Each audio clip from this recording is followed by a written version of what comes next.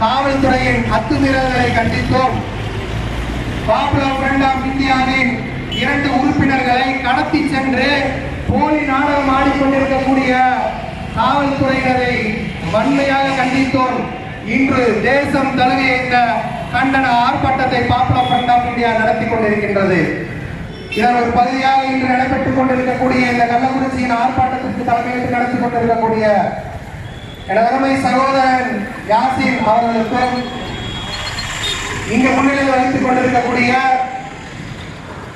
Popular front of இந்தியாவின் மாமந்தூர் நகர தலைவர் சமீமுல்லா அவர்களுக்கும், மேலும் கண்டன கோஷங்களை எழுப்பிக் கொண்டிருக்கக்கூடிய பாப்புலர் ஃப்ரண்ட் ஆஃப் இந்தியாவின் செயல் வீரர்களுக்கும், சோசியல் டெமோக்ராட்டிக் பார்ட்டி ஆஃப் இந்தியாவுடைய மாவட்ட மற்றும் கிளை நிர்வாகிகளுக்கும், இங்கு பெருந்திரளாக எங்களது அழைப்பை ஏற்று ஜனநாயகத்தை பாதுகாப்பதற்காக எங்களோடு நின்று கொண்டிருக்கக்கூடிய எனது சகோதரிகளுக்கும், தாய்மார்களுக்கும், பெரியவர்களுக்கும், முக்கியமாக கள்ளக்குறிச்சி ஜமாத்தார்களுக்கும் ஏக இறைவனின் சாந்தியும் சமாதானமும் என்று நிலவட்டுமாக என்று கூடியவனாக எனது இந்த சிறிய உரையை ஆரம்பம் செய்கின்றேன்.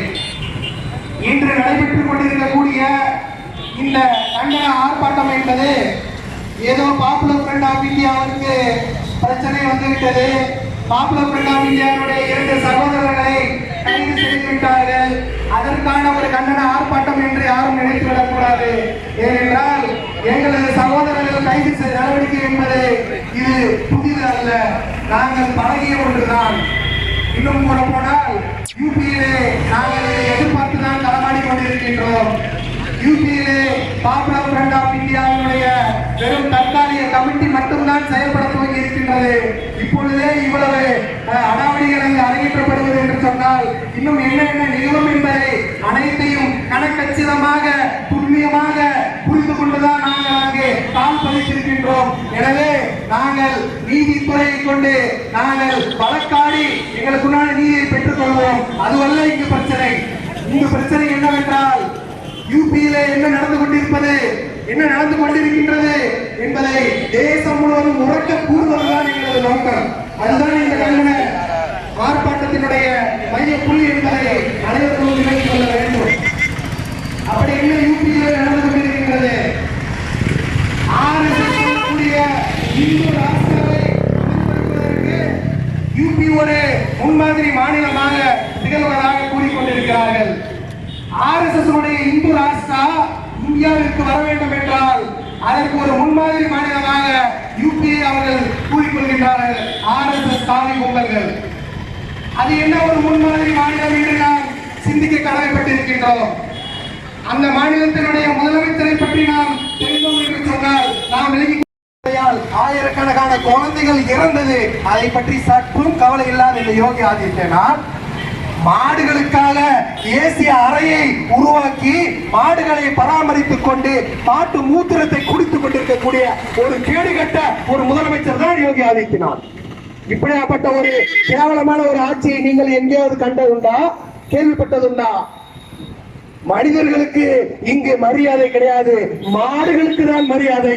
மனிதர்களுக்கு ஆட்சி நடத்துகிறார் என்று சொன்னால் மாட்டுக்காக ஒரு முதலமைச்சரை நியமித்துள்ளார்கள் என்று சொன்னால் எந்த அளவுக்கு நமது நாடு கேடுகட்ட நாடாய் சென்று கொண்டிருக்கின்றது. இதுதான் RSS இந்து ராஷ்டிராவா? கேவலத்தின் உச்சகட்டம். 5 மணி நேரத்திற்கு ஒரு முறை ஒரு என்கவுண்டர் ஆக்டை நீங்கள் செய்தீர்கள் என்பதை நாங்கள் கேள்வியாக வைத்துக் கொள்கின்றோம். அதே போன்று அதோடு அவர்கள் நிறுத்திவிடவில்லை. 5 நாள் மறைச்சு வச்சது மட்டும் இல்ல, கடத்தி சென்றது மட்டுமல்ல, வெளிச்சம் உலகத்துக்கு வந்ததுக்கு அப்புறம் என்னமோ இவங்க 2 பேரும் அதிபயங்கர தீவிரவாதிகள் போன்று அவருடைய தலையை முழுவதுமாக மூடி ஏதோ இவர்கள் 2 பேர்களும் வந்து யூபியர்களுடைய எல்லா அமைச்சர்களையும் கொல்ல வந்தது போன்றவோ, RSS தலைவர்களை கொல்வதற்காக வந்தது போன்றவோ ஒரு பொய்யான கற்பனையான ஒரு படத்தை அடுத்து தயார் செய்கிறார்கள். இவர்களுக்கு அவர் வேலையே கிடையாதா? போலீஸ் துறையினர்கள் உங்களது வேலையை விட்டுவிட்டு நீங்கள் இயக்குநர்களாகவும் திரைக்கதை வசனங்கள் எழுத நீங்கள் தயாராகி கொண்டிருக்கின்றீர்களா என்று நாங்கள் கேட்டுக்கொள்கின்றோம். எவ்வளவு ஒரு பொய், எவ்வளவு ஒரு அயோக்கியத்தனம்! எனது அருமை சகோதரர்கள், அப்பாவி சகோதரர்கள் இயக்கத்தை பற்றி பிரச்சாரம் செய்யதான் போனார்கள். அதற்கே உங்களுடைய ட்ரௌசர்கள் அவர்கள் என்று சொன்னால், நாங்கள் உங்களை எதிர்த்து யூபியிலே போராடுகிறோம் என்றால் உங்களுடைய நிலை என்ன? கேரளாவில் அந்த யோகி ஆதித்யநாத் எந்த அளவுக்கு அசிங்கப்பட்டார் என்பதை நீங்கள் தெரிந்து கொள்ளுங்கள். உடனடியாக யூபி எங்களது அலுவலகத்தில் நீங்கள் ரைடு விடுகின்றீர்கள். இதற்கெல்லாம் அஞ்சிய கூட்டம் நாங்கள் அல்ல. எனது அருமை 2 சகோதரர்களையும் உடனடியாக நீங்கள் விடுதலை செய்ய வேண்டும். நீங்கள் உங்களுடைய அத்துமீறல்களை இத்துடன் நிறுத்திக் கொள்ள வேண்டும் என்று காவல்துறைக்கு இந்த பொதுக்கூட்டம் வன்மையாக கண்டிக்கின்றது. ஏதோ அதிபயங்கர தீவிரவாதிகளை போட்டு நீங்கள் மூடிக்கொண்டு நீங்கள் நேஷனல் மீடியாவில் நீங்க ஹைலைட் பண்றீங்களே. குஜராத்ல ஆயிரக்கணக்கான மக்களை கொன்று குவித்த அத்தகைய நபர்களை விட அதிபயங்கரவாதிகள். பெண்களை அவர்களுடைய கல்லறையில் இருந்து தோண்டி கற்பழிக்க வேண்டும் என்று சொன்ன நபர்களை விட நாங்கள் அதிபயங்கரவாதிகள். அதே போன்று இப்பொழுது ஒருத்தன் கூறியிருக்கிறான், சொல்லியிருக்கிறான்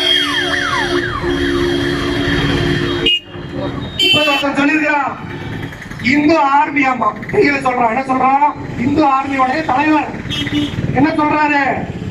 டெல்லியில் உள்ள முஸ்லிம்களை கொல்லணும்னா 10 நிமிஷம் போதும் சொல்றோம். நாங்க சொல்றோம் 10 நிமிஷம் இல்ல, 5 நிமிஷம் இல்ல, 5 நொடிகள் கூட போதும். இறைவன் உங்களை தரமட்டமாக்கினார்.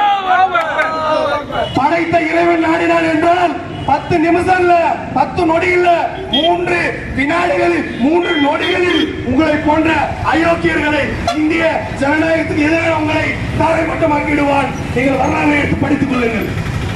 என்ன நினைத்துக் கொண்டிருக்கின்றீர்கள்? நீங்கள் வேண்டுமானால் முதலமைச்சராக இருக்கலாம், மந்திரிகளாக இருக்கலாம், எம்எல்ஏவாக இருக்கலாம், எல்லா சட்டங்களையும் எல்லா அதிகாரத்தையும் நீங்கள் வைத்துக் கொள்ளலாம். உச்ச நீதிமன்றத்தையே கையில் வச்சிருக்கிற ஒரே நாடு இந்தியா. எல்லாம் வச்சிருப்ப. ஏன் இன்னைக்கு எங்களுடைய சகோதரர்கள் தமிழ் தேசிய இயக்கம் எங்களுக்கு முன்னாடி போராட ரெடியா இருக்கிறாங்க. திருவள்ளுவருக்கே குடும்பம் வைத்த கொடூரர்கள் நீங்கள் இந்த அளவுக்கு அயோக்கியத்தனத்தை செய்து கொண்டிருக்கிறீர்கள். இன்னைக்கு யார் போராடல? நன்றி விலகிக் கொள்ளுங்கள் எனதருமை இந்து சொந்தங்களே. இந்து ராஷ்டிரா என்பது ஒட்டுமொத்த இந்திய ஜனநாயகத்திற்கு எதிரானது. நமது தேசிய ஒருமைப்பாட்டை சீர்குலைக்கக்கூடியது என்பதை நீங்கள் விலகிக் கொள்ளுங்கள். இன்னைக்கு யாருக்கு பிரச்சனை இல்லை, யார் போராடல யோசிச்சு பாருங்க. டெல்லியில விவசாயிகள், லட்சக்கணக்கான விவசாயிகள் போராடி கொண்டிருக்கிறார்கள். போன வருஷம் 2020 முழுக்க முழுக்க போராட்டத்திலேயே மூழ்கி போராட்டத்திலேயே சென்ற வருடம் ஜிஎஸ்டி எத்தனையோ கொடுமைகளுக்கு எதிராக போராடினோம். இன்று பாருங்கள், கள்ளக்குறிச்சி மாநகரத்திலே ஒரு போராட்டம் இங்கு நடைபெற்றுக் கொண்டிருக்கிறது. இது ஒரு ஆர்ப்பாட்டத்திற்கு தயாராக உள்ளார்கள். இதுதான் உங்களது இந்து ராஷ்டிரா என்று சொல்லக்கூடிய கேடுகட்ட அரசாங்கம். இந்து ராஷ்டிரா என்று வந்தது என்று சொன்னால் பெண்களுக்கு பாதுகாப்பு கிடையாது. இந்தியாவில் யூபி அரசாங்கத்தில் பெண்களுக்கு பாதுகாப்பே கிடையாது. அதிகப்படியான பெண்கள் வன்புணர்வு செய்யப்படும் மாநிலம், அதிகப்படியான பெண்கள் கற்பழிக்கப்படும் மாநிலம் என்பது யூபி என்பதாக புள்ளி விவரம் சொல்லிக் கொண்டிருக்கின்றது. இதுதான் உங்களது முன்மாதிரி மாநிலமா? இது யாருக்குமே பயனற்ற ஒரு ஆட்சி என்பதை நீங்கள் விளங்கிக் கொள்ளுங்கள். விவசாயிகள் யார்? இந்துக்கள் தானே. இவர்கள் இந்து ராஷ்டிரா என்று கூறுகிறார்களே, இது இந்துக்களுக்கான ஆட்சி கிடையாது. இந்துத்துவா என்று சொல்லக்கூடிய இந்த தேசத்திலே வாழக்கூடிய வெறும் 3% வாழக்கூடிய பார்ப்பனர்களுக்கு, சனாதன தர்மத்தை கூறக்கூடிய இவர்களுக்கு மாத்திரம்தான் இந்த ஆட்சி என்பதை நீங்கள் விலகிக் கொள்ளுங்கள். இன்னைக்கு போட்டி போட்டுக் கொண்டிருக்கிறார்கள்.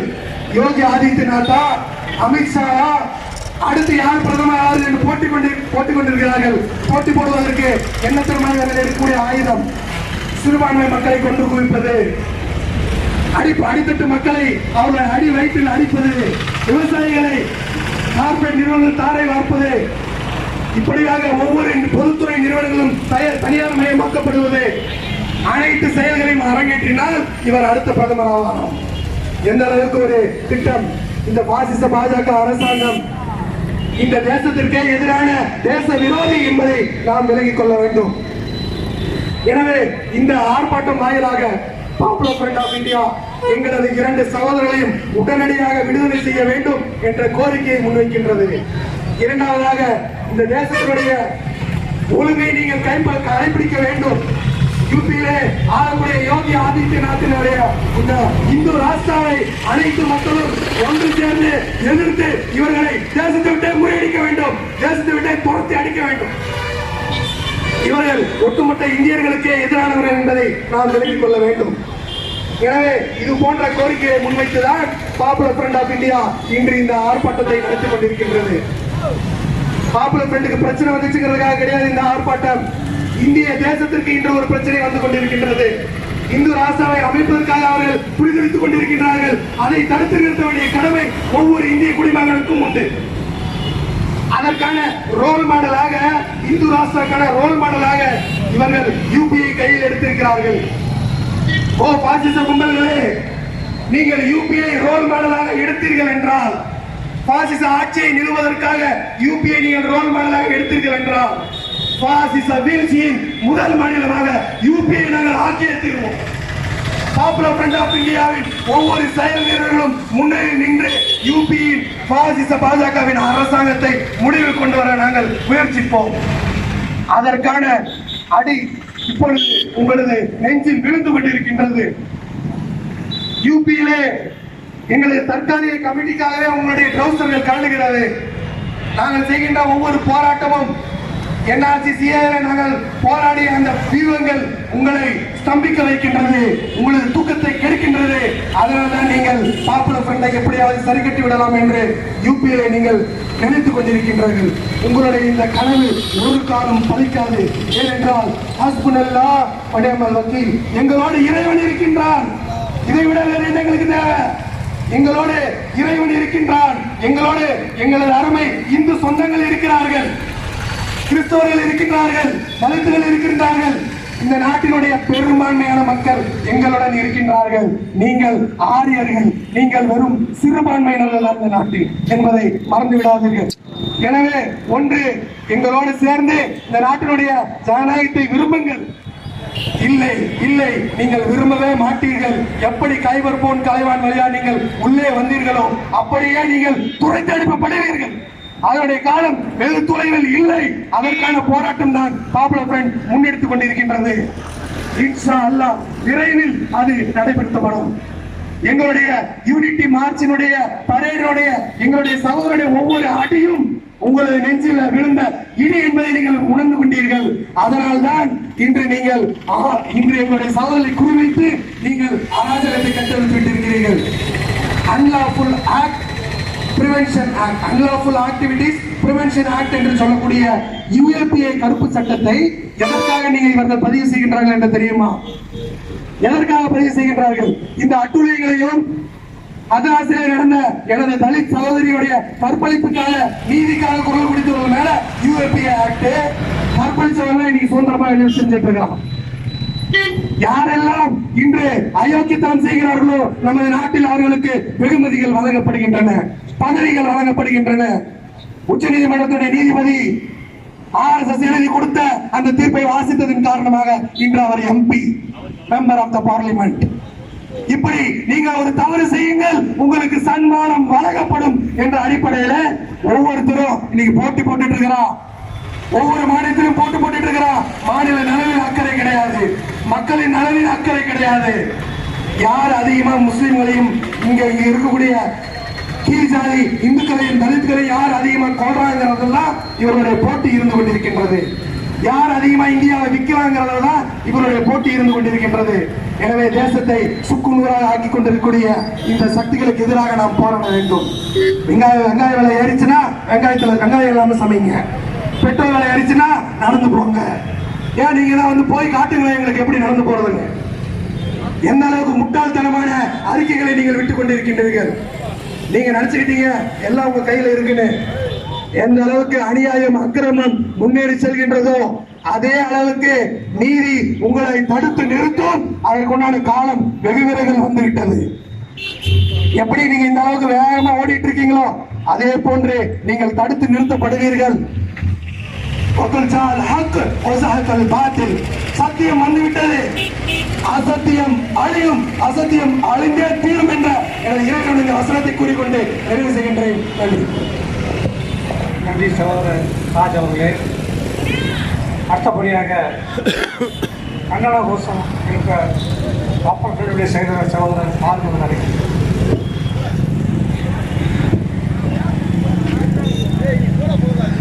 जिंदाबाद जिंदाबाद जिंदाबाद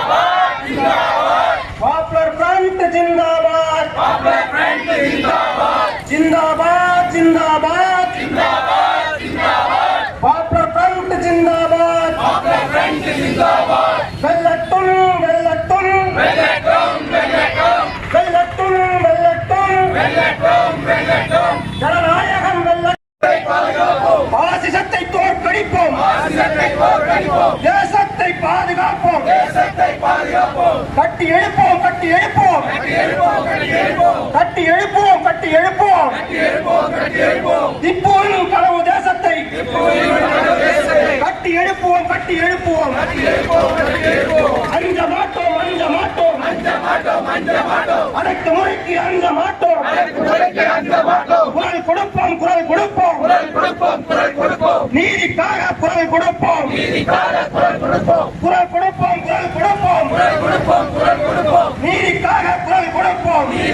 குரல் கொடுப்போம் உயிர் கொடுப்போம் முத்திரம் கொடுப்போம் உயிர் கொடுப்போம் முத்திரம் கொடுப்போம் பெற்ற சுதந்திரத்தை பாதுகாக்க உயிர் கொடுப்போம் முத்திரம் கொடுப்போம் RSS BJP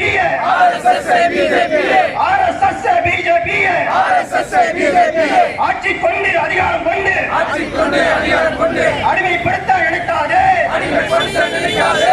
RSS BJP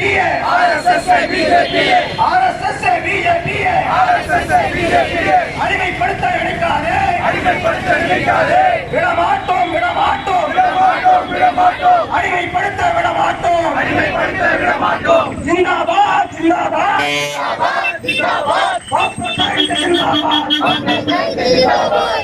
நன்றி சகோதரர்.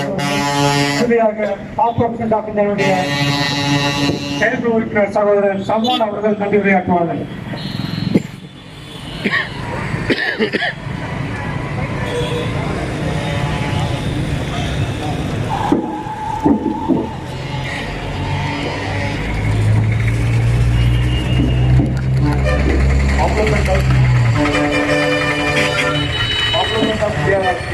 மாபெரும் கண்டன ஆர்ப்பாட்டத்திற்கு வருகை தந்த